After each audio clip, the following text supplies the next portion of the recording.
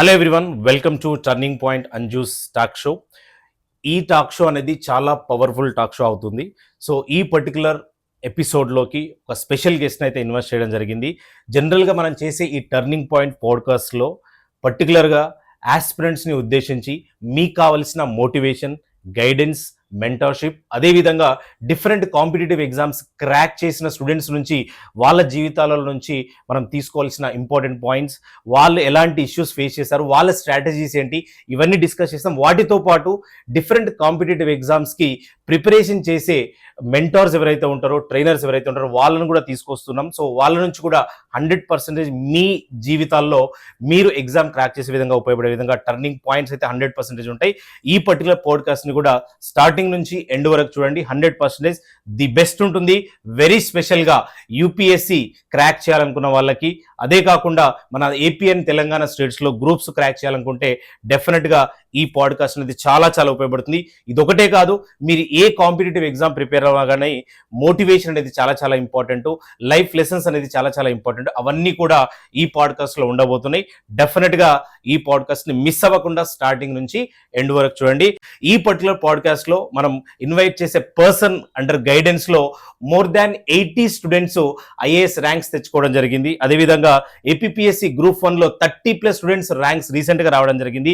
ఇదొకటే కాదు, మన రీసెంట్గా తెలంగాణలో గ్రూప్ 1లో కూడా 1200 పైన స్టూడెంట్స్ మెయిన్స్ రాసి రిజల్ట్స్ కోసం వెయిట్ చేస్తున్నారు. ఇలాంటి నంబర్స్ చూస్తేనే మనకు అర్థమైపోతుంది. సో ఆ పర్సన్ గైడెన్స్లో ఇంతమంది, ఎందుకంటే ఎంతో మంది ఆస్పిరెంట్స్ యూపీఎస్సీ క్రాక్ చేయాలని కల ఉంటుంది, ఐఏఎస్ ఐపీఎస్ అవ్వాలని కల ఉంటుంది, లేదంటే గ్రూప్స్ ఆఫీస్ అవ్వాలనుకుంటారు.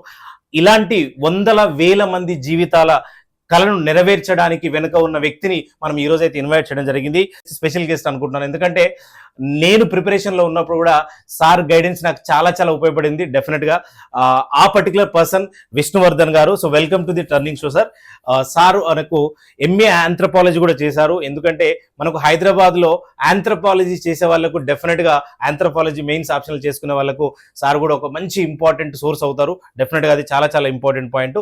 సో సార్ మనకు హైదరాబాద్ అడ్వకేట్గా, హైకోర్టులో అడ్వకేట్గా కూడా చేస్తున్నారు. అదేవిధంగా ఎన్నో సంవత్సరాల నుంచి ఈ పర్టికులర్ కాంపిటేటివ్ ఎగ్జామ్స్లో ఎస్పెషల్లీ యూపీఎస్సీ స్టూడెంట్స్కి, అదేవిధంగా గ్రూప్ స్టూడెంట్స్కి గైడెన్స్ ఇస్తూ వస్తున్నారు. So welcome to the show again sir. Thank you. And I'm specially excited for this show because నా పర్సనల్ ప్రిపరేషన్లో కూడా కొన్ని రోజులు అట్లీస్ట్, అంటే డిఫరెంట్ రీజన్స్ వల్ల నేను కంటిన్యూ చేయలేదు ప్రిపరేషన్, బట్ మీ హెల్ప్ అయితే చాలా వరకు నాకు యూజ్ అయింది. Specially very thanks for that. And అంటే కంప్లీట్ డీటెయిల్స్లోకి వెళ్ళేక ముందు మీ జర్నీ, అంటే మీ ఫ్యామిలీ డీటెయిల్స్ కావచ్చు, లేదంటే మీ ఫ్యామిలీ బ్యాక్గ్రౌండ్, మీ ఎడ్యుకేషనల్ బ్యాక్గ్రౌండ్ బ్రీఫ్గా చెప్పండి. తర్వాత ఈ డీటెయిల్స్లోకి వెళ్దాం. ఖచ్చితంగా అండి. నేను 8th క్లాస్ వరకు తెలుగు మీడియంలో చదివాను. అది కూడా జెడ్పీహెచ్ఎస్ హై స్కూల్లో చదివాను. తర్వాత 9th and 10th నేను ఇంగ్లీష్ మీడియం షిఫ్ట్ అయ్యి ఇంటర్మీడియట్ వరంగల్లో చేసి, నా గ్రాడ్యుయేషన్ వచ్చేసి అప్పట్లో ఆర్ఈసీ వరంగల్ రీజనల్ ఇంజనీరింగ్ కాలేజ్లో, ఇప్పుడు ఎన్ఐటీతో. తర్వాత మళ్ళీ ఎంటెక్ చేశాను. నేను ఎంటెక్ చేసిన తర్వాత నేను MA in anthropology as well as LLB and LLM చేశాను. LLB and LLM I did from the very prestigious college of India. So తర్వాత నేను సివిల్ సర్వీసెస్ ప్రిపరేషన్ స్టార్ట్ చేశాను. సివిల్ సర్వీసెస్ ప్రిపరేషన్ స్టార్ట్ చేసిన తరుణంలో limit, మీకు తెలిసిందే, limited attempts ఉంటాయి. తక్కువ అటెంప్ట్స్లో మనం as soon as possible crack చేయాలి. ఆ తరుణంలో నేను ఫస్ట్ అటెంప్ట్లో నేను యూపీఎస్సీ ఇంటర్వ్యూకి వెళ్ళాను. అంటే యూపీఎస్సీ ఇంటర్వ్యూలో ప్రిలిమ్స్, మెయిన్స్ ఇంటర్వ్యూ ఉంటుంది. సో మొదటి అటెంప్ట్లోనే ప్రిలిమ్స్ క్లియర్ చేశాను, మెయిన్స్ క్లియర్ చేశాను, ఇంటర్వ్యూ దాకా వెళ్ళాను. కానీ నా యొక్క సోషల్ బ్యాక్గ్రౌండ్, నా ఎకనామికల్ బ్యాక్గ్రౌండ్, బికాస్ ఆఫ్ నా ఈ సోషల్ ఎకనామికల్ బ్యాక్గ్రౌండ్ వల్ల నాకు జాబ్ చేయాల్సిన అవసరం వచ్చిందనమాట. సో ఈ ఫస్ట్ అటెంప్ట్లోనే నేను ఇంటర్వ్యూ దాకా వెళ్ళినా కూడా నేను నా యూపీఎస్సీ ప్రిపరేషన్ అనేది కంటిన్యూ చేయలేకపోయాను. నేను అప్పుడు ఐపీబీఎస్ 1 ఉండేది. ఐపీబీఎస్ 1లో నేను పిఓ, ప్రొబేషనరీ ఆఫీసర్ లాగా సెలెక్ట్ అయ్యాను. ప్రొబేషనరీ ఆఫీసర్ లాగా నేను కెనరా బ్యాంక్లో కూడా నేను అది క్లియర్ చేశాను. నేను ప్రొబేషనరీ ఆఫీసర్ లాగా కూడా పనిచేశాను. ఒక 7 years పనిచేశాను నేను. ఓకే, 7 years జాబ్ చేశారు. సో 2012 నుంచి 2017 వరకు పనిచేశాను నేను. అయితే ఈ ప్రాసెస్లోనే మొదటి అటెంప్ట్లో ఏదైతే ఇంటర్వ్యూకి వెళ్ళానో నేను జాబ్ చేస్తూ నేను మళ్ళీ కంటిన్యూ చేశాను అనమాట. సో సెకండ్ అటెంప్ట్లో నేను మెయిన్స్ క్లియర్ కాలేదు. థర్డ్ అటెంప్ట్ ఇంటర్వ్యూకి వెళ్ళాను. ఫోర్త్ అటెంప్ట్ ఇంటర్వ్యూకి వెళ్ళాను. నా సోషల్ మీడియాలో మీరు నా మార్క్ షీట్ మొత్తం పబ్లిక్లో ఉంది. నా ఇంటర్వ్యూ మార్క్స్ అంతా కూడా పబ్లిక్లో ఉంది. అలా ఉన్నటువంటి లిమిటెడ్ అటెంప్ట్స్లో 3 times యూపీఎస్సీ ఇంటర్వ్యూకి వెళ్ళాను. ఓకే. కానీ ఒక సంతోష విషయం ఏంటంటే జాబ్ చేస్తూ ఇంటర్వ్యూ దాకా వెళ్ళాను. అదే నా ఫ్రెండ్స్ ఏమంటారంటే, అదే నువ్వు జాబ్ చేయకపోయి ఉంటే, నువ్వు ఫుల్ టైమ్ ప్రిపేర్ అయ్యి ఉంటే ఖచ్చితంగా నీకు ఆల్ ఇండియాలోనే టాప్ 10లో అలా ర్యాంక్ ఉండేది. బట్ నీ యొక్క బ్యాక్గ్రౌండ్ వల్ల నువ్వు జాబ్ చేయాల్సిన అవసరం వచ్చింది కాబట్టి జాబ్ చేసావు అని చెప్పేసి అందరు అంటా ఉంటారు. But the fact is I went to UPSC interview 3 times. అప్పుడు నాకు అనిపించింది ఏంటంటే, నా మనసులో ఈ బ్యాంక్ ఉద్యోగం వల్ల నేను నా జీవితకాలం నష్టపోయాను నేను. నాకు ఇంటర్వ్యూ దాకా వచ్చి నేను మిస్ అయ్యాను. నాకు ఎవరైనా ప్రాపర్గా నా హ్యాండ్ హోల్డ్ అప్రోచ్, ఎవరైనా చేయి పట్టుకొని నన్ను ముందుకు తీసుకెళ్లే వాళ్ళు ఉంటే బాగుండని అప్పట్లో అనుకున్నాను. సో ఆ తరుణంతో 2016 నుంచి నేను మెంటర్షిప్ ఇవ్వడం మొదలుపెట్టానండి. నేను నా కెనరా బ్యాంక్ ఏమో 2017లో రిజైన్ చేశాను. 2016 నుంచి నేను క్లాసెస్ చెప్పడం మొదలుపెట్టాను అనమాట. అలా ఈ యొక్క mentorship and classes per se coaching అని కూడా మనం చెప్పుకోవచ్చు. అలా అలా ఇప్పుడు 2024 వరకు నియర్లీ 84 ర్యాంక్స్ వచ్చాయి. ఈ సంవత్సరం కూడా 2024 క్లాస్ రూమ్ విద్యార్థులు 42, 42 స్టూడెంట్స్ యూపీఎస్సీ ఇంటర్వ్యూకి వెళ్తున్నారు. Okay, super. ఆల్రెడీ ఒక 11 స్టూడెంట్స్ ఇంటర్వ్యూస్ కంప్లీట్ అయిపోయాయి. ఈ రోజు కూడా నేను మార్నింగ్ వాళ్ళకి ఇంటర్వ్యూ గైడెన్స్ క్లాస్ చెప్పి ఇప్పుడు వస్తున్నాను మీ దగ్గరికి. సో అలా అయితే రోజు అయితే హార్డ్ వర్క్ చేస్తున్నాము, రిజల్ట్ కూడా ఉంది. Andhra Pradesh public service commission group 1లో 32 స్టూడెంట్స్ ర్యాంక్స్ సాధించారు వాళ్ళు. టీజీపీఎస్సీ పడక గ్రూప్ 1 నోటిఫికేషన్ పడింది. అందులో 1200 మంది 1200 స్టూడెంట్స్ మెయిన్స్ మన అకాడమీ నుంచి రాస్తున్నారు. మేము నియర్లీ 100 ర్యాంక్స్ ఎక్స్పెక్ట్ చేస్తున్నాం. అది ఈ 10 daysలో రావచ్చు. సార్, అంటే మీ జర్నీ అంతా అంటే 4 attempts ఇచ్చారంటున్నారు. సో అందులో ఇంటర్వ్యూస్ కూడా వెళ్ళారు చాలాసార్లు, మల్టిపుల్ 3 times వెళ్ళాను. సో కొంచెం అంటే మీకు బాధ అనిపించి ఉంటుంది. బట్ ఈ జాబ్ కూడా చేస్తున్నారు అప్పుడు టైంలో, అంటే మేబీ ఫైనాన్షియల్ రీజన్స్ వల్ల ప్రిపరేషన్ కంటిన్యూ అవ్వకుండా జాబ్ చేశారు, ఒక 7 years చేశారు. బ్యాంకు జాబ్ వదిలేసి మెంటార్షిప్ ఇవ్వాలని ఎందుకు అనిపించింది మీకు? మంచి ప్రశ్న అంజీ గారు. నేను 2013లో యూపీఎస్సీ ఇంటర్వ్యూకి వెళ్ళినప్పుడు మనకి ఆప్షనల్ సబ్జెక్ట్స్ ఉంటాయి అన్నమాట. ఆంథ్రపాలజీ అనే ఆప్షనల్లో జెనెటిక్ డ్రిఫ్ట్ అనే ఒక టాపిక్ ఉంది. అంటే నా పర్సనల్ ఎక్స్పీరియన్స్. ఆ జెనెటిక్ డ్రిఫ్ట్ అంటే ఎవరైనా చెప్తే బాగుండు అని చెప్పేసి అది అర్థం కాదు, చాలా టఫ్ ఉంటుంది అది. నాకు ఎవరన్నా హ్యాండ్ హోల్డ్గా నేను ఫోన్ చేయగానే నాకు ఆన్సర్ చెప్పే వాళ్ళు ఎవరైనా ఉంటే బాగుండు కదా అని నాకు అనిపించింది. నాకు అనిపించిన తరుణంలో ఏమైంది అని అంటే, ఆ టాపిక్ ఎవరిని అడుగుదాము అని చెప్పేసి ఆ కన్ఫ్యూజన్లో ఉన్నప్పుడు నాకు ప్రాపర్గా ఆన్సర్ దొరకలేదు. ఆ రోజు నేను అనుకున్నాను కదా, ఎవరైనా ఒక ఫ్యాకల్టీ ఒక ఫోన్ దూరంలో, అంటే ఫోన్ చేయగానే మనకి రెస్పాండ్ అయ్యి జవాబు చెప్పేవాళ్ళు, మనకి ఎప్పుడు అవసరమో అప్పుడు అందుబాటులో ఉండేటటువంటి ఫ్యాకల్టీ ఎవరైనా మనకు ఉంటే బాగుండు, అది నేనే ఎందుకు కాకూడదని చెప్పేసి స్టార్ట్ చేశానండి మెంటర్షిప్. సో మీరు చెప్పిన దాంట్లో అంటే స్టార్టింగ్లో నేను ప్రిపరేషన్ స్టార్ట్ చేసినప్పుడు కూడా నాకు నచ్చింది కూడా, అంటే నేను చెప్పిన అంటే మీకు నాకు కొంత ఉపయోగపడింది. నేను చాలా చూసిన, అంటే నేను కూడా ఆంథ్రపాలజీ ఆప్షనల్ తీసుకున్నా. ఆంథ్రపాలజీ తీసుకున్నప్పుడు మల్టిపుల్ నేను విజిట్ అవుతున్న టైంలో మీరు నాకు కలిసిరు, ఒక 2-3 times మీటింగ్ కూడా అయ్యింది, మాట్లాడినాము. సో నాకు నచ్చింది. అంటే ఇప్పుడు మీరు చెప్పినట్టు ఒక పర్సన్కి, ప్రిపేర్ అయ్యే పర్సన్కి ఎట్లాంటి మెంటర్షిప్ కొంచెం క్లోజ్గా ఉండి అవైలబుల్గా ఉండి, అది డెఫినెట్గా ప్రతి ఒక్కరికి ఉపయోగపడుతుంది. నాకైతే అప్పుడు 100% ఉపయోగపడింది.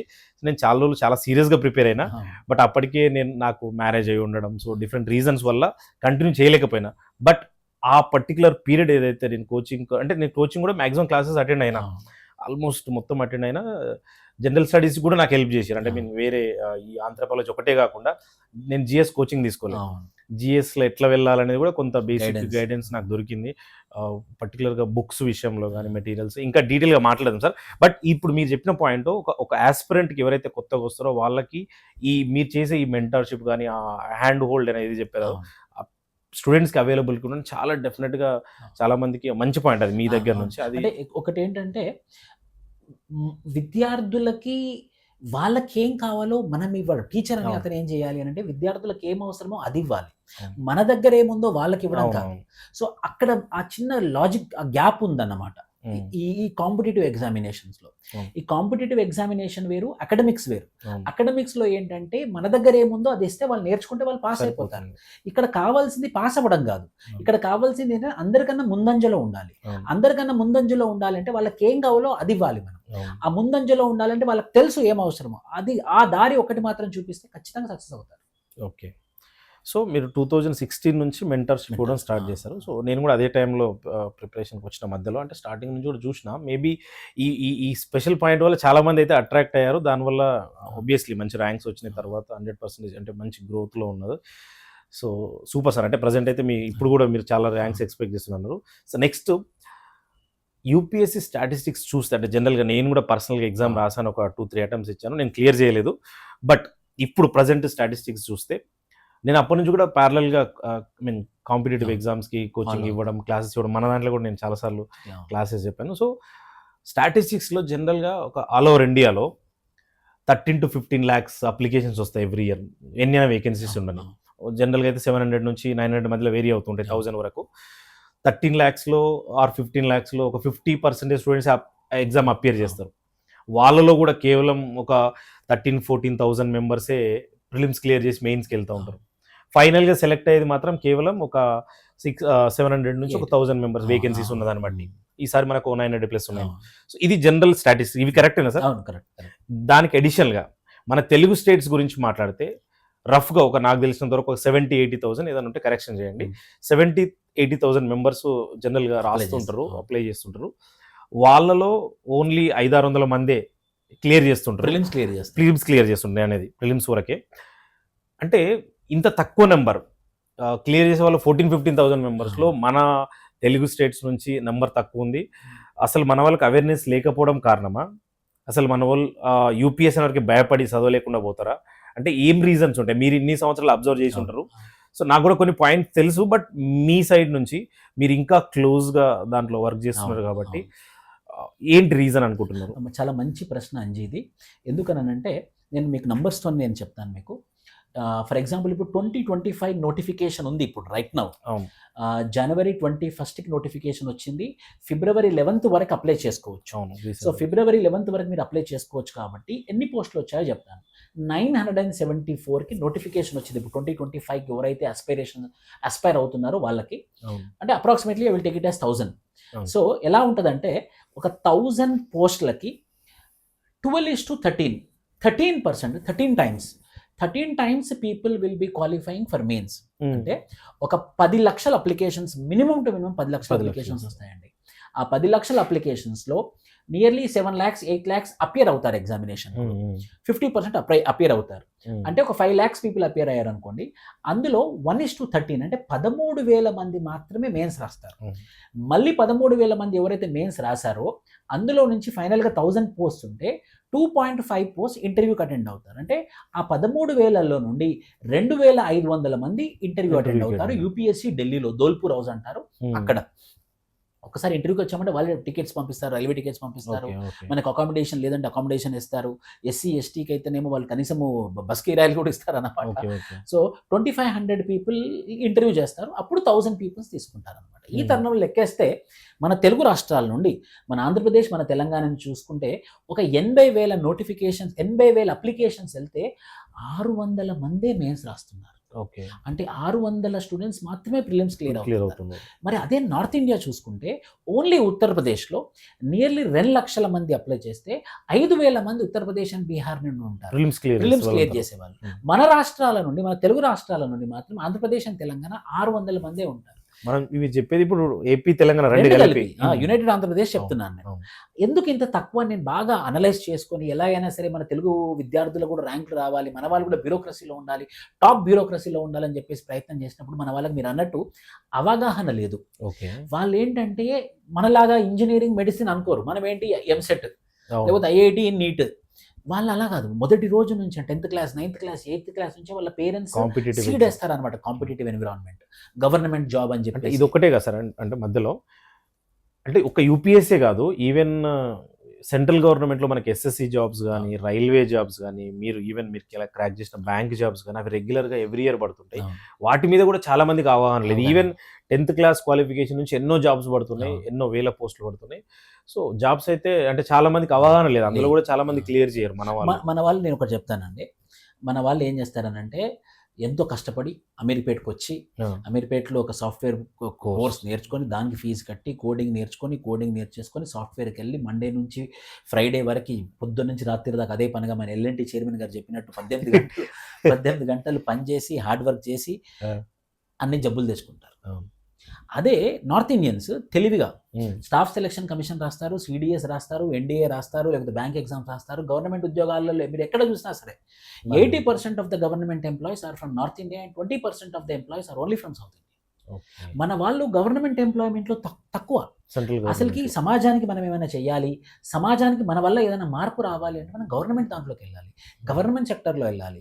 మన తెలుగు రాష్ట్రాలలో ఏంటంటే జీతం ఎక్కువ, శాలరీ ఎక్కువ అని చెప్పేసి అక్కడికి వెళ్తారు, కానీ అది నీకు ఫ్యామిలీ లైఫ్ ఉండదు, అది నీకు ఆరోగ్యానికి దెబ్బతీస్తుంది, హ్యూజ్ ప్రెషర్ క్రియేట్ చేస్తుంది. చిన్న కామన్ సెన్స్ మన వాళ్ళు మిస్ అవుతారు. ఈ చిన్న కామన్ సెన్స్ వాళ్ళకి యాడ్ చేశారు. అందుకే బ్యూరోక్రసీలో వాళ్ళు ఎక్కువ, మన వాళ్ళు తక్కువ. దీనికి లింక్డ్ క్వశ్చన్ జనరల్గా అంటే మీ నంబర్ తక్కువ ఉంది మన సైడ్ అన్ని ఎగ్జామ్స్కి, యూపీఎస్సీతో పాటు విత్ డిఫరెంట్ ఎగ్జామ్స్ కూడా. దీనికి లింక్డ్గా జనరల్గా అంటే మన దగ్గర కోచింగ్స్ నిజంగానే అంత మంచిగా లేవా అనేది కూడా చాలా మందికి క్వశ్చన్ ఉంటుంది. లేదు అని అంటే కొంతమందికి భయం కూడా ఉంటుంది, మనతోటి ఏమవుతుంది యూపీఎస్సీ క్రాక్ చేసుడు, లేదంటే సెంట్రల్ గవర్నమెంట్ ఎగ్జామ్, ఒకవేళ స్టేట్ ఎగ్జామ్స్ ఒక 4 సంవత్సరాలకు రాని 5 సంవత్సరాలకు రాని దానికోసం వెయిట్ చేస్తుంటారు.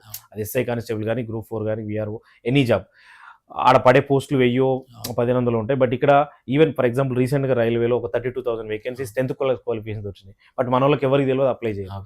సో అంటే మన సైడ్ కోచింగ్ నిజంగా మంచిగా లేదా?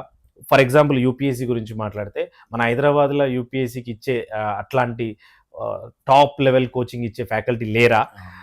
చాలామంది అంటే యూపీఎస్సీ అనగానే స్టార్టింగ్ నుంచి కూడా చాలామంది ఢిల్లీ పోవాలి. నేను ప్రిపేర్ అవుతున్నప్పుడు కూడా నాకు తెలిసిన వాళ్ళు కూడా కొంతమంది ఢిల్లీ పోయి సంవత్సరాలు అక్కడ ఉండి 1 year కాకుండా 2-3 years ఉండి ప్రిపేర్ అయ్యి అంత అమౌంట్ స్పెండ్ చేసి అక్కడ ఉంటుంటారు. ఆ లెవెల్ ఆఫ్ కోచింగ్ మన దగ్గర లేదా? ఆ టైప్ ఆఫ్ ఫ్యాకల్టీ మన దగ్గర లేదా? అది కూడా ఒక రీజనా? ఏమంటారు దాని గురించి? ఇది కూడా మంచి ప్రశ్నే అండి. సో ఇక్కడ చెప్తాను, అసలు ఢిల్లీ అనేది ఎందుకు హబ్ అయింది సివిల్ సర్వీసెస్కి. రీజన్ ఏంటంటే 1974లో ఏదైతే యూపీఎస్సీ రిఫార్మ్స్ తీసుకుని వచ్చిందో, యూపీఎస్సీ రిఫార్మ్స్లో మెయిన్స్ ప్రిలిమ్స్ తర్వాత మెయిన్స్ ఎగ్జామినేషన్ ఏదైతే ఉంటుందో, mains examination only Delhi centre పెట్టారనమాట. ఓన్లీ ఢిల్లీ సెంటర్ పెట్టడం వల్ల ఏమైందనంటే ఎక్కడ త్రివేంద్రం, మద్రాస్ ఆర్ హైదరాబాద్, కోల్కతా ఎవరైనా సరే ఢిల్లీకి వెళ్ళి మెయిన్స్ రాయాల్సిందే. సో అదొక్కటే సెంటర్ ఉండడం వల్ల వీళ్ళందరూ ఎగ్జామినేషన్కి అక్కడ వెళ్ళడం వల్ల అక్కడ ఎవరైతే ఆస్పిరెంట్స్ మెయిన్స్ రాశారో, ఎలాగో అందరు ఆస్పిరెంట్స్ ఢిల్లీకే వస్తున్నారు కదా అని చెప్పేసి ఒక 4-5 ఇన్స్టిట్యూట్స్ అక్కడ స్టార్ట్ అయ్యాయి. సో ఆబ్వియస్గా ఏమవుతుంది, వీళ్ళు ఢిల్లీ దాకా వెళ్తారు కాబట్టి ఆ ఢిల్లీలోనే కోచింగ్ సెంటర్స్ ఉన్నాయి కాబట్టి నేను అక్కడే కోచింగ్ సెంటర్లో జాయిన్ అవుతాను, అక్కడే ఎగ్జామ్ సెంటర్ ఉంది కాబట్టి అక్కడే రాసుకుంటానని చెప్పేసి అక్కడే ఉండడం మొదలుపెట్టారు. రిజల్ట్ వచ్చినాక ఏమనంది, ఢిల్లీ కోచింగ్ సెంటర్స్ చూసారా, మా ఢిల్లీ కోచింగ్ సెంటర్ నుంచి ర్యాంక్స్ వచ్చాయి.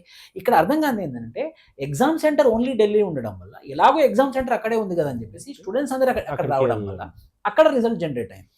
ఎప్పుడైతే డిసెంట్రలైజేషన్ అయిందో, అంటే mains centre not only Delhi, when it decentralised అంటే ముంబై, మేజర్ సిటీస్, అప్పుడు ఫస్ట్ సెంటర్ హైదరాబాద్ డెవలప్ అయింది. హైదరాబాద్ డెవలప్ అయ్యి మెల్లిమెల్లిగా ర్యాంక్స్ ప్రొడ్యూస్ చేస్తూ ఉంది. మళ్ళీ ఇంటర్వ్యూస్ ఎక్కడ జరుగుతున్నాయి, మళ్ళీ ఢిల్లీలో, మళ్ళీ వాళ్ళు ఢిల్లీకి వెళ్తారు ఇంటర్వ్యూకి వెళ్ళినప్పుడు ఏమవుతుంది, అక్కడ మాక్ ఇంటర్వ్యూస్ కండక్ట్ చేస్తారు. అక్కడ ఢిల్లీ పార్లమెంట్ దగ్గర ఉండడం వల్ల, పెద్ద పెద్ద బ్యూరోక్రాట్స్ ఉండడం వల్ల అక్కడ మాక్ ఇంటర్వ్యూస్ చాలా సీరియస్ జరుగుతాయి compare to Hyderabad only mock interviews. So అక్కడికి వెళ్ళి మాక్ ఇంటర్వ్యూస్ అటెండ్ అయ్యేసరికి ర్యాంక్ వచ్చింది అనుకోండి, మా ఇన్స్టిట్యూట్ ర్యాంక్ వచ్చింది, మా ఇన్స్టిట్యూట్ ఓన్లీ మాక్ ఇంటర్వ్యూస్ అక్కడ అటెండ్ అవుతారు. అప్పుడు మన పేరెంట్స్ ఏమనుకుంటారంటే, ఓహో ఢిల్లీలో ర్యాంక్స్ వస్తున్నాయని అనుకుంటారు. సో ఢిల్లీ అకాడమీ వల్ల ర్యాంక్ రావట్లేదు, స్టూడెంట్స్ ఢిల్లీకి వెళ్ళడం వల్ల ఆ ఢిల్లీలో జనరేట్ అయినటువంటి ర్యాంక్ అది మా ఇన్స్టిట్యూట్ ర్యాంక్ అని చెప్పుకోవడం వల్ల ఢిల్లీ ర్యాంక్స్ లాగా అందరికి తెలుస్తుంది. But it is not because of Delhi, it is because of aspirant. ఇప్పుడు ఒకప్పుడు నేను వాజీరామ్లో, సుబ్రరంజన్ ఐఏఎస్లో పెద్ద పెద్ద క్లాసెస్ చెప్పేవాడిని. ఇప్పుడు నేను అక్కడ చెప్పే బదులు నేను మన తెలుగు రాష్ట్రాలలో మన పిల్లలకి దగ్గరగా ఉండి హెల్ప్ చేస్తే మన వాళ్ళకి మంచిగా ఉంటుంది కదా అన్న ఉద్దేశంతో నేను ఇక్కడ ఎస్టాబ్లిష్ చేశాను. నేనే అక్కడ ఫ్యాకల్టీని. ఇప్పుడు నేను అక్కడ ఉంటే ఢిల్లీ ఫ్యాకల్టీ అని అనేవాళ్ళు అనమాట. సో ఇప్పుడు ఢిల్లీ అనేది ఏం లేదండి, ఆ ఫ్యాకల్టీస్ అందరూ మనకి ఇక్కడ కూడా అవైలబుల్ గా ఉన్నారు. ఇప్పుడు మారుతున్నాయి, ఈవెన్ మాక్ ఇంటర్వ్యూస్ కూడా ఇక్కడ చాలా అద్భుతంగా అవుతున్నాయి. ఇప్పుడు మన దాంట్లో కూడా అయ్యాయి అద్భుతంగా. సో ఆ యొక్క నోషన్ ఏదైతే ఐడియా ఉందో ఆ ఐడియాని మనం తీసేస్తే మన దగ్గరనే రిజల్ట్ వస్తుంది. మీకు చెప్తాను, 2022 all India rank 3 Umaharathi, 2023 all India rank 3 Ananya Reddy, rank 3s మన అకాడమీ నుంచి వచ్చాయి 2 సార్లు. కానీ ఫస్ట్ 2020 మొత్తం మా స్టూడెంట్, 2023 మాత్రం only interview guidance. Okay. So దీని కంటిన్యూషన్ మనకు జనరల్గా ఇప్పుడు ఈ పర్టికులర్ ఎగ్జామ్స్కి ప్రిపేర్ అవ్వడం, నాట్ ఓన్లీ యూపీఎస్సీ గ్రూప్స్ తీసుకున్నా కూడా ఒక స్టూడెంట్ ప్రిపరేషన్ అవ్వాలని డిసైడ్ అయిన తర్వాత, సో ప్రిపేర్ అవ్వాలనుకుంటే సో అంటే కంపల్సరీ కోచింగ్కి వెళ్ళాలా, లేదంటే సెల్ఫ్ ప్రిపరేషన్ చేసుకోవచ్చా, కంపల్సరీ కోచింగ్ అనేది అంత ఇంపాక్ట్ చేస్తుందా? అంటే చాలామందికి కూడా ఫైనాన్షియల్ ఇష్యూస్ ఉండొచ్చు, అందరూ ఎఫర్ట్ చేయలేకపోవచ్చు. ఇప్పుడు యూపీఎస్సీ అనే వరకు కొంచెం ఫీజెస్ కూడా అదే రేంజ్లో పెడుతున్నారు. సో అంటే ఆ ఫీజు పెట్టినా పర్లేదు కానీ దాని తగ్గట్టు వాళ్ళకి రిజల్ట్ వస్తుందా, లేదంటే ఓన్గా ప్రిపేర్ అవ్వచ్చా? ఈ సెల్ఫ్ ప్రిపరేషన్ అండ్ కోచింగ్ సంబంధించి కొన్ని పాయింట్స్ చెప్పండి, కొత్తగా ప్రిపరేషన్ స్టార్ట్ చేయాలనుకున్న వాళ్ళకి. ఖచ్చితంగా. సో మీరు ఫీజు ఎక్కువ అన్నారు కాబట్టి నేను ఒక జవాబు చెప్తాను. విష్ణు ఐఏఎస్ అకాడమీ, మా అకాడమీలో మాత్రం యావరేజ్ ఫీస్ అండి. మొత్తం హైదరాబాద్ అకాడమీస్లలోకి వెళ్ళి మాది high quality and less fees. ఎందుకంటే మొదటి నుంచి మేము ఫిలాంథ్రఫిక్ యాక్టివిటీస్ లాగా, సోషల్ యాక్టివిటీస్ లానే ప్రోగ్రామ్ రన్ చేస్తున్నాం మేము. 24/7 మెంటర్షిప్ ఇచ్చుకుంటాం. So we are not that much commercial into it. So అదొకటి. దాంతోపాటు ఇంకోటి ఏంటంటే సెల్ఫ్ ప్రిపరేషన్లో కూడా మనం క్రాక్ చేయొచ్చు. అయితే ఇక్కడ ఏమవుతుందనంటే సెల్ఫ్ ప్రిపరేషన్లో ఒక 4-5 ఇయర్స్ పడుతుంది. టైం పడుతుంది. పాలిటీ అనే సబ్జెక్ట్ మనం అర్థం చేసుకోవాలి, ఎకానమీ అనే సబ్జెక్ట్ మనం అర్థం చేసుకోవాలి, హిస్టరీ అనే సబ్జెక్ట్ మనం అర్థం చేసుకోవాలి, జియోగ్రఫీ అనే సబ్జెక్ట్ మనం అర్థం చేసుకోవాలి. ఇవి కోర్ సబ్జెక్ట్స్. అవును. ఇవి మనం అర్థం చేసుకొని సొంతంగా నేర్చుకొని మనకి అది సింక్ అయ్యేసరికి 2 సంవత్సరాలు టైం పడుతుంది. ఓకే. థర్డ్ ఇయర్లో మళ్ళీ మనం ఎగ్జామినేషన్ ప్యాటర్న్లోకి వెళ్తాం, కరెంట్ అఫైర్స్ స్టార్ట్ చేస్తాం. రావచ్చు, రాకపోవచ్చు.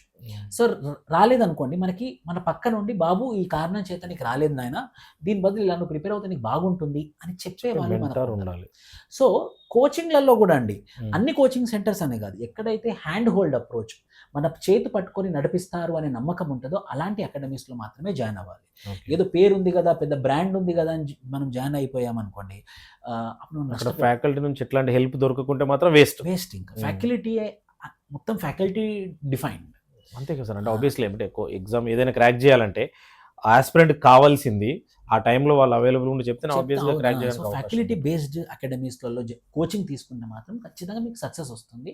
And Vishnu IAS is known for that. అవును సార్, నాకు తెలుసు. సో నెక్స్ట్ సార్, మనకు జనరల్గా చాలామంది ఇప్పుడు మీరు చెప్పినట్టుగా కొంతమంది సెల్ఫ్ ప్రిపరేషన్ చేయొచ్చు బికాస్ ఆఫ్ మేబీ వాళ్ళ ఫైనాన్షియల్ ఇష్యూస్ వల్ల కావచ్చు, ఇంకేదైనా రీజన్స్ వల్ల కూడా కావచ్చు, లేదంటే కొంతమంది ఈవెన్ హౌస్ వైఫ్స్ కూడా ఈ మధ్య రాస్తున్నారు, జాబ్స్ చేసుకుంటూ రాస్తున్నారు, అంటే డిఫరెంట్ రీజన్స్ ఉండొచ్చు. బట్ వాళ్ళు ప్రిపేర్ అవుతున్నారు. అట్లా ప్రిపేర్ అయితే కొన్నిసార్లు మీరు చెప్పినట్టు ఒక 2 ఇయర్స్ పట్టవచ్చు, 3 ఇయర్స్ పట్టవచ్చు, ఇంకెక్కువ పట్టవచ్చు. వాళ్ళకున్న అటెంప్ట్స్ని బట్టి, వాళ్ళ రిజర్వేషన్ బట్టి వాళ్ళు మల్టిపుల్ అటెంప్ట్స్ ఇస్తుంటారు. వాళ్ళకి ఏదో ఒక టైంలో అంటే డిమోటివేట్ అవుతుంటారు, లేదు అని అంటే ఇంకా వదిలేస్తుంటారు, కన్సిస్టెంట్గా ఉండరు. అంటే స్టార్టింగ్ చేసినప్పుడు ఆ 1 month 2 months ఉన్నంత హంగామా తర్వాత ఉండదు, ఆ ఫైర్ డిజైర్ కూడా వాళ్ళ దగ్గర ఉండదు. సో ఇట్లాంటి వాళ్ళ కోసం కన్సిస్టెంట్గా ఉండాలి అని అంటే ప్రాపర్గా అట్లీస్ట్ అంటే ఆబ్వియస్లీ అంటే వేరే పనులు లేకుండా ఫుల్ టైం ప్రిపేర్ అయ్యే వాళ్ళకు ప్లస్ ఇట్లాంటి వాళ్ళని దృష్టిలో పెట్టుకొని వాళ్ళు కన్సిస్టెంట్గా ప్రిపేర్ అవ్వాలి అంటే ఒక ప్రాపర్ వేలో వెళ్ళాలంటే వాళ్ళ జనరల్ స్టడీ ప్లాన్ అనొచ్చు, నార్మల్గా ఎట్లా అప్రోచ్ అవ్వాలి వాళ్ళు? సో ఫస్ట్ ఎప్పుడైనా కూడా demotivation is a very common phenomenal. ఎవరైనా డిమోటివేట్ అవుతారు, అది ఏ ఫీల్డ్ అయినా సరే.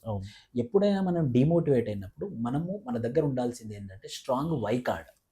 వై, ఎందుకు స్టార్ట్ చేశాను నేను స్టార్ట్ చేశాను, మరి స్టార్ట్ చేసినప్పుడు ఎందుకు మధ్యలో ఆపేస్తున్నాను, ఆ యొక్క ప్రశ్నకి మన దగ్గర జవాబు దొరికితే మాత్రం ఖచ్చితంగా మనం ఎప్పుడు ఆపం. సో ద బిగ్గెస్ట్ మోటివేషన్ ఏంటంటే నేను వై కార్డ్ అంటాను. Why we started. When our why is strong then no one can stop. So వైని స్ట్రాంగ్గా పెట్టుకోండి. నేను ఈ కారణం చేత సివిల్స్ ప్రిపేర్ అవుతున్నాను, నేను ఈ కారణం చేత మూవీ ఇండస్ట్రీకి వెళ్దాం అనుకుంటున్నాను, నేను ఈ కారణం చేత స్పోర్ట్స్ సెక్టర్లోకి వెళ్దాము, ఏదైనా ఏ ఫీల్డ్ అయినా సరే. సో మొదట మీ వై స్ట్రాంగ్గా ఉండాలి, నెంబర్ 1. నెంబర్ 2, ఈ యూపీఎస్సీ ప్రిపరేషన్, ఈ గ్రూప్స్ ప్రిపరేషన్ వచ్చేసరికి ముఖ్యంగా ఈ పరీక్ష ఎవరికి అంటే కన్సిస్టెన్సీ. ఎవరైతే మొండి పట్టుదల, ఒక పెద్ద రాయి ఉంటుందండి, ఒకతను వచ్చేసి ఇలా అంటాడు అనగానే పగిలిపోతుంది. అక్కడ చూసిన వాళ్ళందరూ వచ్చి అంటారు కదా, నువ్వు ఇలా అనగానే పగిలిపోయింది, ఎలా పగిలిపోయిందిరా, మరి నేను అంటే పగలట్లేదు కదా అని అంటాడు. అప్పుడు అతను అంటాడు కదా, నేను 500 సార్లు కొట్టాను దాన్ని, 500 సార్లు నేను పగలగొడతా ఉంటే నువ్వు చూసావు, నువ్వు ఏమనుకుంటున్నావు, నేను కొట్టగానే పగిలింది అనుకుంటున్నావు కదా, దాని వెనక 499 సార్లు నేను కొట్టాను. సో ఎవరైనా సరే success is because of consistency. మొండి పట్టుదల, స్టబర్న్. దాన్ని ఇంగ్లీష్లో పదంతోనే అంటారు ప్యాషన్ అని. పిచ్చి. ఎప్పుడైతే నువ్వు పిచ్చి క్రేజీగా నువ్వు ఏ రోజైతే ప్రిపేర్ అవుతావో, ఎప్పుడైతే నీ హార్ట్ అండ్ సోల్ పెడతావో, సక్సెస్ నిన్ను వెతుక్కుంటూ వస్తుంది. నువ్వు సక్సెస్ దాకా వెళ్ళడం వస్తుంది, సక్సెసే వచ్చి తలుపు తడుతుంది తీసేంత వరకు. అలా తీయాలి అని అంటే నీ దగ్గర కన్సిస్టెన్సీ, స్టబర్న్ అండ్ రిజిడిటీ ఉండాలి. ఇంకా యూపీఎస్సీ లాంటి పరీక్షల్లో అయితే ఖచ్చితంగా ఉండాలి. ఓకే. సో అంటే ఇట్లాంటి సిచ్యువేషన్లో ఇప్పుడు మీరు 3-4 టైమ్స్ అటెంప్ట్ చేశారు పర్సనల్గా, అంటే మీరు ఎట్లాంటి ఇష్యూస్ మీరు ఏమైనా ఫేస్ చేశారు? అంటే జనరల్గా ప్రిపరేషన్ పాయింట్ ఆఫ్ వ్యూలో కావచ్చు, మెటీరియల్ పాయింట్ ఆఫ్ వ్యూలో కావచ్చు, ఇట్లాంటివి మీరు ఫేస్ చేసిన ఇష్యూస్ ఏంటి 3-4 అటెంప్ట్స్లో? నేను మీ పర్సనల్ చెప్పండి స్టూడెంట్స్. అంటే నేను ఫ్యాకల్టీ పేరు తీసుకోను, మరి ఫ్యాకల్టీ అవసరం లేదు సార్, ఫ్యాకల్టీ పేరు అవసరం లేదు, జనరల్గా చెప్పండి. సో నేను ఒక క్లాసెస్కి వెళ్ళాను, నేను సబ్జెక్ట్ క్లాసెస్కి వెళ్ళాను. వాళ్ళు ఏం చేశారంటే నాకు క్లాసెస్ ఇచ్చారు, చెప్పారు వాళ్ళు. కానీ తర్వాత నాకు ఎలాంటి ఆఫ్టర్ సర్వీస్ అంటాం మనం, అవును. సేల్ ఆఫ్టర్ సర్వీస్, ఎలాంటి సర్వీస్ లేదనమాట. ఏ డౌట్ అడిగినా కూడా ఆ ఫ్యాకల్టీని రీచ్ అవ్వలేకపోవడము, ఆ ఫ్యాకల్టీని అపాయింట్మెంట్ తీసుకోవడము, ఆ ఫ్యాకల్టీ ఏమో ఇంగ్లీష్ మీడియం ఎలైట్గా ఉండే వాళ్ళకి ఇంపార్టెన్స్ ఇవ్వడము, నార్మల్గా ఉన్న వాళ్ళకి ఇంపార్టెన్స్ ఇవ్వకపోవడము, నా ఫ్యామిలీ బ్యాక్గ్రౌండ్ బాగుంటే నా అతను మాట్లాడము, నా ఫ్యామిలీ బ్యాక్గ్రౌండ్ లేకపోతే మాట్లాడకపోవడం, ఇలా ఇలా కొంచెం డిస్క్రిమినేషన్ ఉండే. అప్పుడు నాకు చాలా బాధ అనిపించింది. ఇప్పుడు నేనైతే ఫీజు కట్టాను కదా, ఇప్పుడు నా బ్యాక్గ్రౌండ్ ఏదైనా సరే, నేను ఏ మీడియం అయినా సరే, నేను పెద్ద యావరేజ్ స్టూడెంట్, టాపర్ అయినా సరే, ఏదైనా సరే మీరు నాకు సర్వీస్ ట్రీట్ చేయాలి. అంటే ఫీజు అందరు కట్టారు, ఈక్వల్ ట్రీట్ చేయాలి. సో ఏమైతుందంటే కొన్ని సందర్భాలలో వాళ్ళ యొక్క ఫ్యామిలీ బ్యాక్గ్రౌండ్, వాళ్ళ యొక్క ఎకనామిక్ స్టేటస్, వాళ్ళ యొక్క ఫ్యామిలీ స్టేటస్ ఆధారంగా ఈ టీచర్స్ అనే వాళ్ళు గైడెన్స్ ఇస్తారు. ఓకే. సో దానికి నేను విరుద్ధం. అలాంటి వివక్ష ఉండకూడదు. ఇది కూడా ఒక కారణం, బలమైన కారణం మా ఇన్స్టిట్యూషన్. దీని లింక్డ్ నాకు ఇంకోటి గుర్తొచ్చింది సడన్గా. ఇప్పుడు చాలామంది రీసెంట్ ర్యాంక్స్ చూస్తుంటే మీరు చెప్పినట్టుగా నార్త్ నుంచి ఎక్కువ ర్యాంక్స్ ఉంటాయి. అందులో కూడా ఆల్రెడీ ఐఏఎస్లో, ఆల్రెడీ ఐపీఎస్లో ఏదో సర్వీస్లో ఉన్న వాళ్ళ పిల్లలు ఎక్కువ కనిపిస్తుంటారు. లేదంటే బాగా డబ్బులు ఉన్న వాళ్ళు ఒక 2-3 years చదివించే కెపాసిటీ అట్లాంటి వాళ్ళు కూడా కనిపిస్తుంటారు. చాలామంది రూరల్ బ్యాక్గ్రౌండ్ నుంచి వచ్చిన వాళ్ళు తక్కువ ఉండొచ్చు, బట్ చాలామంది ఉంటున్నారు. ఈవెన్ ఫస్ట్ ర్యాంక్స్ కూడా ప్రీవియస్గా చూస్తే ఉన్నాయి. ర్యాంక్ గోపాలకృష్ణ, అదే చాలా మంది అట్లా ఎగ్జాంపుల్స్ చాలా ఉన్నాయి. నేను ప్రిపేర్ అయినప్పుడు కూడా మనకు కొన్ని మోటివేషన్ పర్సన్స్ అంటే మన తెలుగు నుంచి వచ్చిన వాళ్ళు కూడా చాలా మంది ఎగ్జాంపుల్స్ ఉన్నాయి అట్లాంటి బ్యాక్గ్రౌండ్. ఈవెన్ తెలుగు బ్యాక్గ్రౌండ్ నుంచి వచ్చిన వాళ్ళు కూడా ఇప్పుడు కూడా కొంతమంది ఆలోచిస్తారు, అంటే ఈ మీడియం అనేది ఏమన్నా ఎఫెక్ట్ పడుతుందా, ఒకటి తెలుగు ఇంగ్లీష్ మీడియంకి సంబంధించి, అండ్ ఈ ఫైనాన్షియల్ బ్యాక్గ్రౌండ్, లేదంటే ఇప్పుడు నేను చెప్పినట్టుగా వాళ్ళ పిల్లలే అవుతున్నారు అంటే వాళ్ళ అవేర్నెస్ ఇవ్వడం వల్ల వాళ్ళు ఫస్ట్ నుంచి అట్లా పోతున్నారా, మన వాళ్ళు ఎందుకు అవ్వాలి, మిగతా వాళ్ళు ఎందుకు అవ్వట్లేదు? నేను చెప్తాను. ఇప్పుడు ఫర్ ఎగ్జాంపుల్ ఒక ఐఏఎస్ ఐపీఎస్ పిల్లలు ఉన్నారు, ఐఏఎస్ ఐపీఎస్ కూతురు ఉంది అనుకుందాం. ఆ అమ్మాయి ఏం చేస్తుంది, తన చిన్నతనం నుంచి తను చూస్తూ ఉంటుంది వాళ్ళ ఫాదర్ని, వాళ్ళ ఫాదర్కి ఇచ్చినటువంటి రెస్పెక్ట్ని, వాళ్ళ ఫాదర్ని చూసి అందరు ఎంత ఆ ప్రెస్టీజ్ని, ఆ వాల్యూని చూస్తూ ఉంటుంది. వాళ్ళ ఫాదర్ కూడా నాకు ఇంత రెస్పెక్ట్ ఇస్తున్నారు, నా పిల్లలు కూడా ఇలాంటి రెస్పెక్ట్ రావాలని వాళ్ళ ఫాదరు అనుకుంటాడు. సో చిన్నతనం నుంచే ఆ బీజం పడుతుంది అన్నమాట. అమ్మ నువ్వు ఎప్పటికైనా కూడా నువ్వు నాలా సివిల్ సర్వెంట్ అవ్వాలి, ఐఏఎస్ అవ్వాలి, సో వేరే ఫీల్డ్లో బాగా లేదు అని పదే పదే చెప్పడం వల్ల, తను పదే పదే ఎక్స్పీరియన్స్ ఉండడం వల్ల, ఫస్ట్ హ్యాండ్ ఎక్స్పీరియన్స్, తనే ఎక్స్పీరియన్స్ అవుతుంది. మిడిల్ క్లాస్ ఫ్యామిలీలలో ఏంటి, మనం అసలు ఐఏఎస్ అంటేనే తెలియదే, ఐఏఎస్ ఫుల్ ఫామ్ అనేది డిగ్రీలో తెలుస్తుంది మన వాళ్ళకి. అసలు ఐఏఎస్ లైఫ్ స్టైల్ ఏంటి, శాలరీస్ ఏంటి, వాళ్ళ పర్క్స్ ఏంటి, వాళ్ళ ఎమ్యూల్మెంట్స్ ఏంటి, వాళ్ళకి వచ్చేటటువంటి ప్రివిలేజెస్ ఏంటి అనేది తెలియదు. తెలియనప్పుడు ఎలా ఆస్పైర్ చేస్తారు, తెలియనప్పుడు ఎలా సీరియస్నెస్ వస్తుంది. అదే సీరియస్నెస్ ఎవరికి వస్తుంది, బ్యూరోక్రాట్ పిల్లలకు వస్తుంది. ఎందుకంటే వాళ్ళకి అవగాహన ఉంటుంది, చూస్తుంటారు కాబట్టి. అదే మిడిల్ క్లాస్ పిల్లలకి ఏంటి, వాళ్ళు చూడట్లేదు కాబట్టి, వాళ్ళకి తెలియట్లేదు కాబట్టి వాళ్ళు దానికి ఆస్పైర్ అవ్వట్లేదు. సో నేనేం చెప్తానంటే, ఎవరైనా పిల్లలు మిడిల్ క్లాస్ పిల్లలు కానివ్వండి, పేరెంట్స్ ముఖ్యంగా నేను చెప్పేది, దయచేసి మీరు కనుక మీ పిల్లల్ని ఒక బ్యూరోక్రాట్ లాగా, ఒక గవర్నమెంట్ ఆఫీసర్ లాగా మీరు చూడాలనుకుంటే, కనీసం 2 months ఒకసారైనా మీ పిల్లల్ని ఒకసారి గవర్నమెంట్ ఆఫీస్ తీసుకెళ్ళండి. అక్కడ ఐఏఎస్ ఐపీఎస్ వాళ్ళని చూపెట్టండి, వాళ్ళకి తెలుస్తుంది, వాళ్ళు మోటివేట్ అవుతారు. లేకపోతే మా ఫ్యాకల్టీస్ దగ్గర తీసుకెళ్ళండి, లేకపోతే కొన్ని వీడియోస్ ఉంటాయి యూట్యూబ్లో. మనం చేసే పర్పస్ కూడా అదే సార్, అంటే జనరల్గా ఇప్పుడు ఇట్లాంటి మనం చేసే వీడియోస్ ఆల్రెడీ క్లియర్ చేసిన వాళ్ళ కానీ, సో మీలాంటి ఎక్స్పర్ట్స్ ఎవరైతే ట్రైనింగ్ ఇస్తుంటారో, ఆల్రెడీ మెంటర్షిప్ ఇస్తుంటారో, వాళ్ళ నుంచి కూడా మనం చేసే ఈ టర్నింగ్ పాయింట్ ముఖ్య ఉద్దేశం కూడా అదే.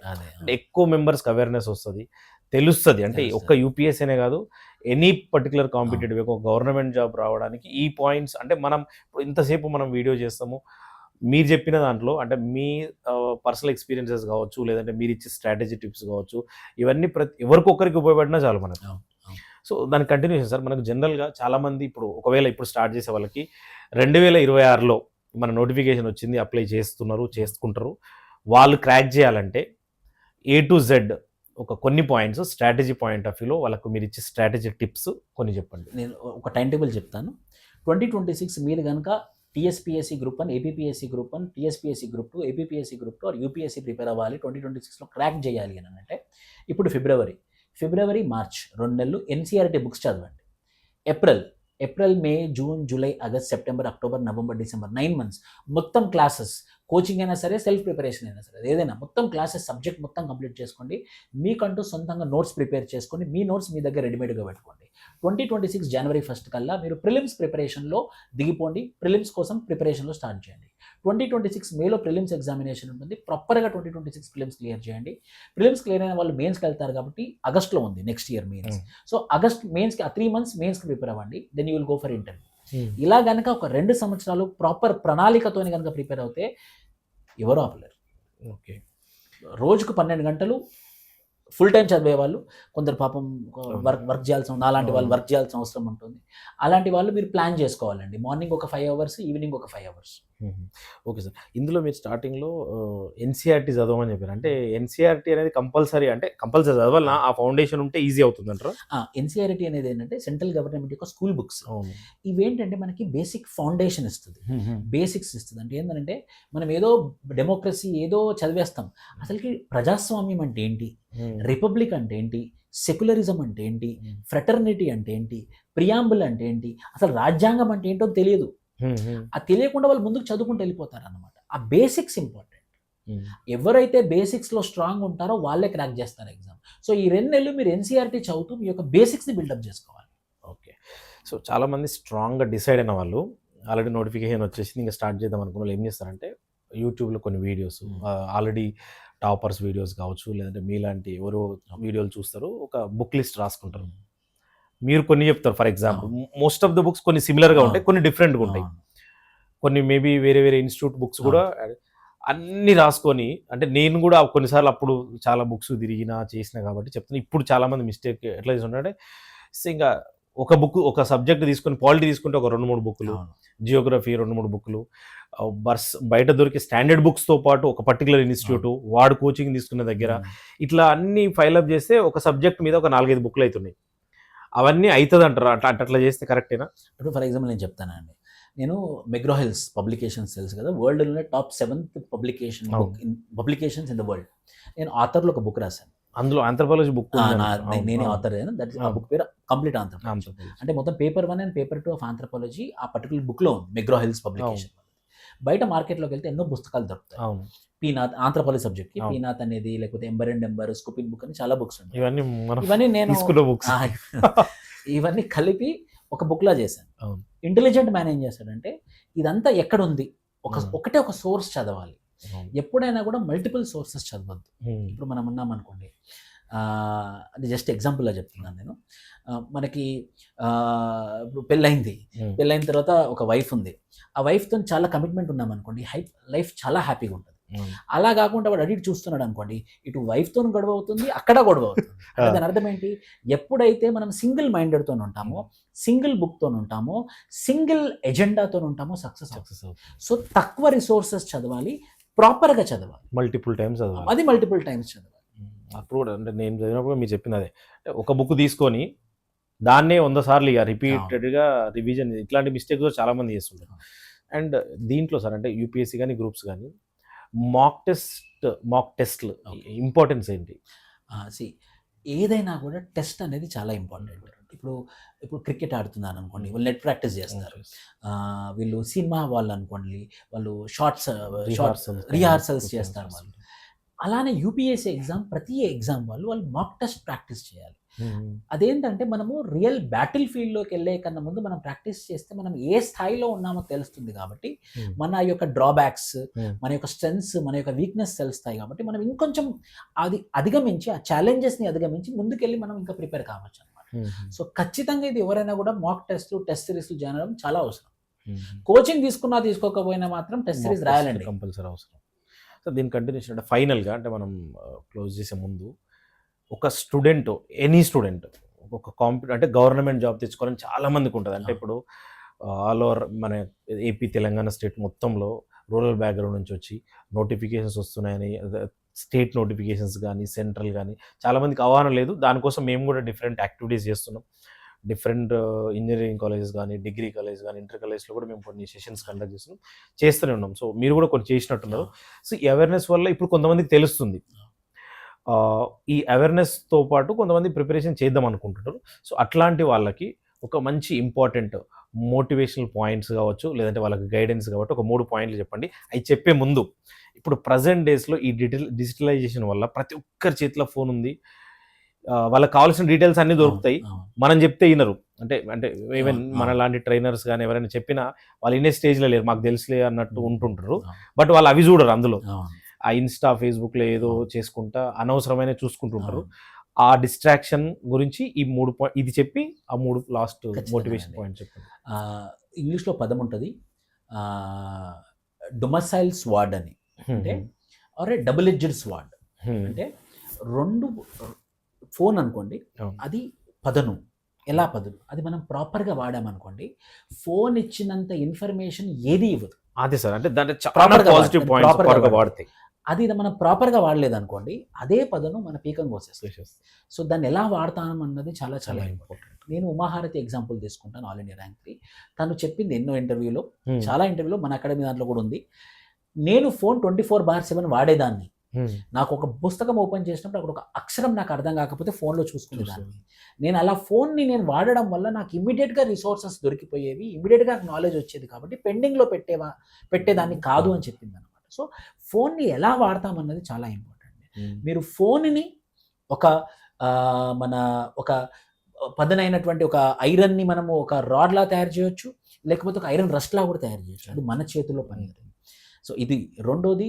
ఇంకోటి ఏదో అడిగారు, అంటే ఇప్పుడు నెక్స్ట్ అప్కమింగ్ ప్రిపేర్ అయ్యే వాళ్ళందరినీ స్టూడెంట్స్లో దృష్టిలో పెట్టుకొని, సో ప్రిపేర్ అవ్వాలనుకుంటున్నప్పుడు వాళ్ళకు మీరిచ్చే గైడెన్స్ లేదంటే మీరిచ్చే టిప్స్ వాళ్ళకు మోటివేషన్ లాగా ఉండే విధంగా ఒక 3 ఇంపార్టెంట్ పాయింట్స్. CCC ఏంటి? కరేజ్. మొదటి సి. లైఫ్లో ఎవరు సక్సెస్ పొందుతారంటే ఎవరైతే రిస్క్ చేశారో వాళ్ళే సక్సెస్ పొందినట్టు చరిత్ర. ఆ రిస్క్ చేయాలి అంటే కరేజ్ ఉండాలి. ఈ గవర్నమెంట్ ఎగ్జామ్స్కి ఇంత కాంపిటీషన్లో మరి నేను ప్రిపేర్ అవుతానా, నాకు వస్తుందా అనే సెల్ఫ్ డౌట్ ఎవరికైనా ఉంటుంది, నాకు కూడా ఉండే. ఆ సెల్ఫ్ డౌట్ని ఎవరైతే అధిగమించి రిస్క్ తీసుకొని కరేజ్తో ముందుకెళ్తారో వాళ్ళకి విజయం వస్తుంది. So first you should have the courage. 2, ఆ కరేజ్, ఒక డిసిషన్ తీసుకున్నావు, కరేజియస్ స్టెప్ తీసుకున్నావు. రెండోది ఏంటంటే కన్సిస్టెన్సీ, మొండి పట్టుదల. నాకు విజయం రావాల్సిందే, నాకు కాకపోతే ఎవరికి వస్తుంది, నేనే అన్నీ అనేటటువంటి ధైర్యం తోని ముందుకెళ్ళాలి, కన్సిస్టెన్సీ. 3, కాన్సాలిడేషన్. అంటే మన మెటీరియల్, మన రిసోర్సెస్ అన్నీ ఒక చోటుకు వచ్చి కాన్సాలిడేట్ అయిపోవాలన్నమాట. అదొక్కటి మనం చదువుకోవాలి, అప్పుడు ఈజీ అవుతుంది. So courage, consistency and consolidation. ఎవరి దగ్గర అయితే ఈ 3 C's ఉంటాయో, గ్రూప్స్ అయినా కానివ్వండి, టీచర్ అయినా కానివ్వండి, పోలీస్ జాబ్లు అయినా కానివ్వండి, యూపీఎస్సీ ఎగ్జామ్ అయినా క్రాక్ చేస్తారు. Okay, thank you so much sir. అంటే చాలా వాల్యుబుల్ పాయింట్స్ చెప్పారు. అంటే మీ పర్సనల్ నుంచి కానీ, అంటే మీరు స్టూడెంట్స్ తోటి ఇంటరాక్షన్ అప్పుడు కానీ, ఆ పాయింట్స్ అన్నీ కూడా నెక్స్ట్ అప్కమింగ్ ఆస్పిరెంట్స్కి చాలా చాలా thank you so much. So guys, sir మనకు చెప్పినట్టుగా మీరు 3C ఫార్ములా ఫాలో అయ్యి నెక్స్ట్ మీ లైఫ్లో టర్నింగ్ పాయింట్ తెచ్చుకొని మీరు ఎగ్జామ్ క్రాక్ చేసి ఇక్కడ కూర్చొని డెఫినెట్గా మీ లైఫ్ స్టోరీ చెప్తే అప్కమింగ్ ఆస్పిరెంట్స్ డెఫినెట్గా చాలా చాలా ఉపయోగపడుతుంది. సో ఇలాంటి మరిన్ని ఎపిసోడ్స్ మన టర్నింగ్ పాయింట్స్లో రాబోతూ ఉన్నాయి. ట్రైనర్స్ కావచ్చు, ఇలాంటి ఎక్స్పీరియన్స్ పర్సన్స్ కావచ్చు, అదేవిధంగా ఆల్రెడీ ఎగ్జామ్ క్రాక్ చేసిన సక్సెస్ స్టూడెంట్స్ కూడా మనం పిలుస్తున్నాం. ఈ పర్టికులర్ ఎపిసోడ్స్ నుంచి మీ లైఫ్లో మీరు చేంజ్ తెచ్చుకొని పక్కాగా జాబ్ క్రాక్ చేయాలని నేను డెఫినెట్గా కోరుకుంటున్నాం. సో దీని ముఖ్య ఉద్దేశం కూడా అదే, డెఫినెట్గా మీరు అందరూ కూడా పక్కా క్రాక్ చేయాలి. ఈ పర్టికులర్ ఎపిసోడ్ని స్టార్టింగ్ నుంచి ఎండింగ్ వరకు మీకు చూస్తే 100% మీ లైఫ్లో మీరు ప్రిపేర్ అయ్యే ఎగ్జామ్కి యూజ్ అయ్యే విధంగా టిప్స్, స్ట్రాటజీస్ అయితే చాలా చాలా క్లియర్గా ఇచ్చారు. ఇలాంటి మరిన్ని ఎపిసోడ్స్ కోసం మన Anju's academy YouTube channel subscribe చేసుకుని రెగ్యులర్గా ఫాలో అండి. అదేవిధంగా ఈ పర్టికులర్ వీడియోని ప్రతి ఒక్కరు కూడా షేర్ చేయండి. Thank you guys, thank you all.